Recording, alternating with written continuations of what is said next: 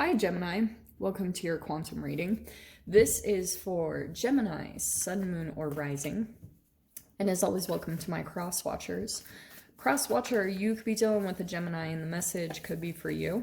So feel free to take it however resonates with you in your situation. Keep in mind that these are general readings, so go ahead and take whatever resonates for you and then leave the rest for someone else. If you guys are wanting to book a one-on-one reading, my website information is down below in the description box.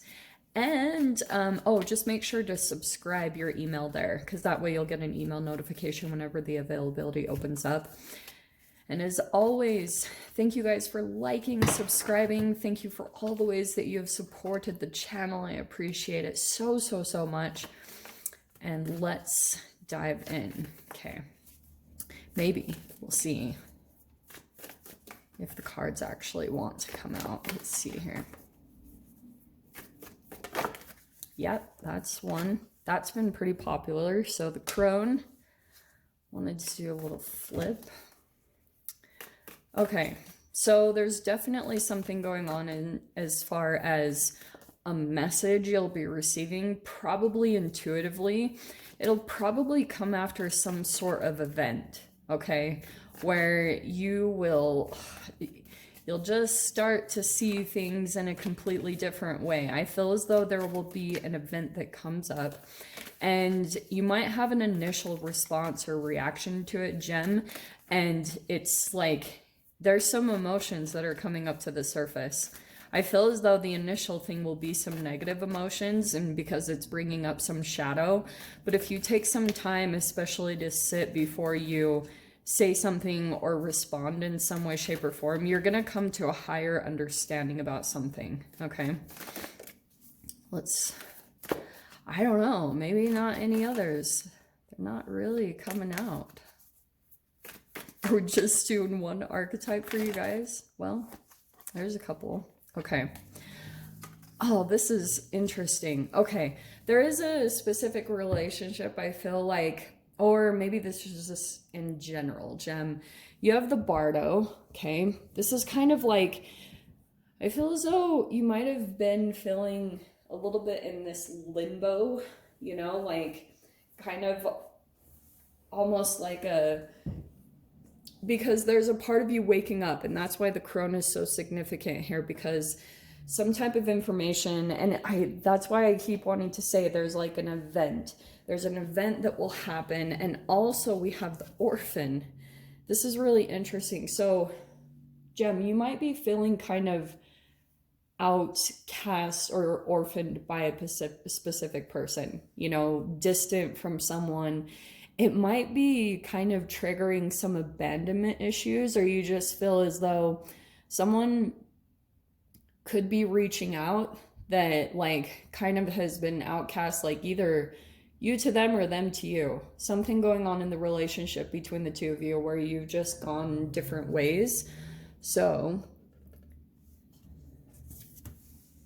and I feel as though it also had something to do with some type of intuition that either one or both of you got. I don't know, one of you in this situation maybe got some type of a like understanding about where a person was coming from, or truly the support. I don't know. Let me grab one more card.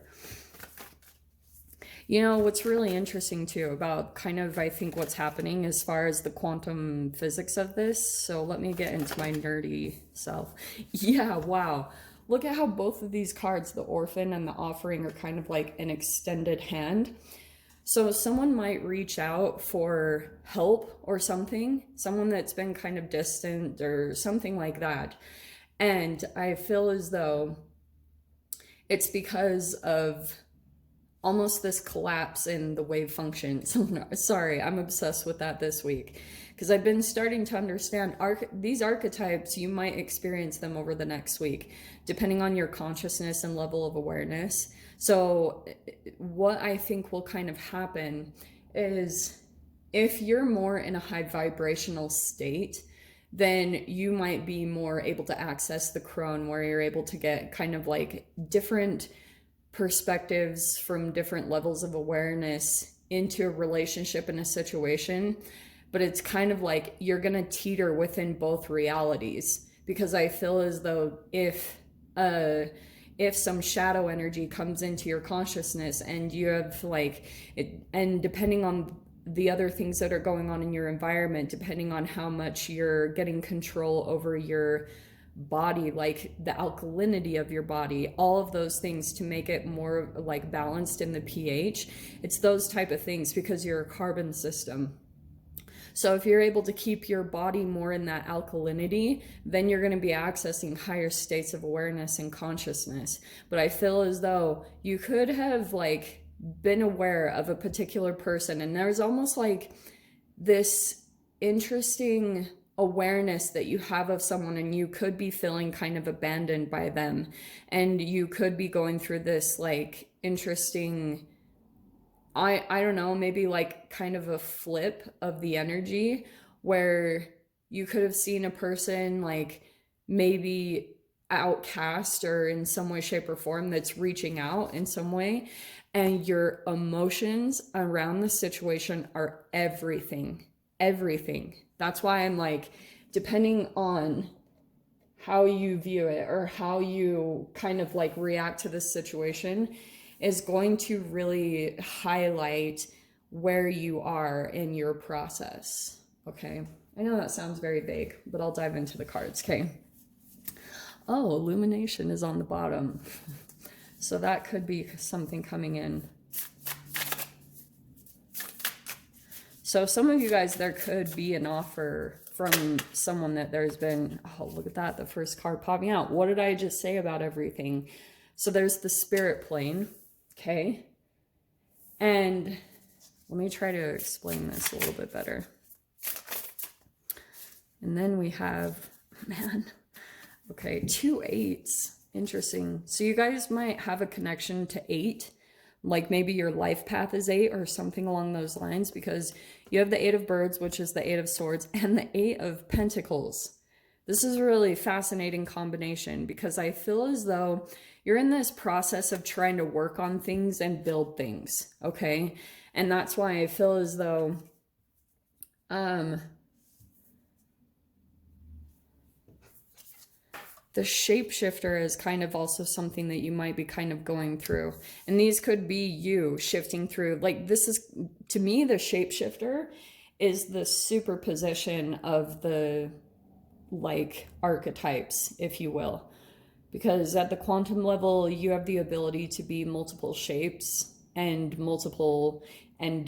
be in multiple places all at the same time. That's what superposition is. So that's why I feel as though it's interesting connecting the collapse of the wave function. And a wave, so not to just graze over it, a wave has infinite possibilities. A particle is limited.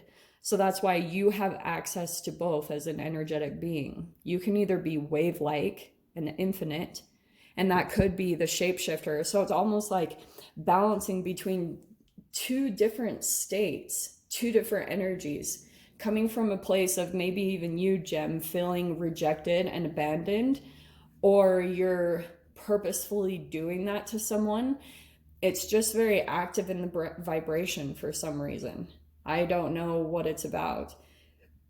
So that's why if you have an awareness of someone in particular in your environment that you feel as though they have been orphaned, or you know what I mean, like they're kind of off, they've been separated from something, a group, or maybe even just your love relationship with them, and if you have an egoic tie to it, you know, like that's the key point right there, because you'll see it play out in a different way. That's the spirit plane, because you're kind of like bouncing back and forth through different planes, and you'll see how you're kind of like on the same frequency for you to be able, because here's how I would explain it in this way, okay?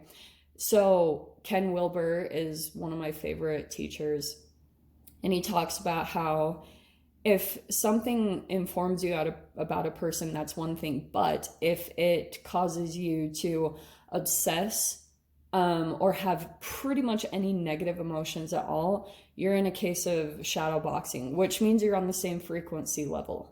So that's where it's talking about maybe where you could do a little bit of alchemy and learn how to shapeshift in a different direction, because I feel as though there's this interesting combination between the Eight of Swords and the Eight of Pentacles where the work that you're doing, when it's from a particular frequency, it doesn't go very many places. Like, it's not really expanding to where you want to go if you're on the lower frequency, which puts you in the bardo, where there's almost like a lull, or, you know, things don't really move forward. It's because some underlying stuff underneath the surface. So you guys might receive, I mean, between the offering and the crone, there might be something powerful that comes in over this next week that helps you to see into this process, see into a different kind of, dive into a different frequency to see things in a different way. Make sense? So you have the 10 of Wands right there, the 10 of Embers. You're like right up close of ending some type of a burden. Oops. Oh man. There is the illumination card. I am going to take that. Okay. And let me show you these cards. Okay. All right. Sorry, these flipped out awkwardly. I'm going to put that right in the middle because you are going through an illumination, and that's what I think the crone is helping you with. And you'll probably dive into that archetype. You'll probably dabble in that a little bit as far as you're catching glimpses of your psychic abilities becoming heightened and better. And so that's the illumination that's coming in, okay?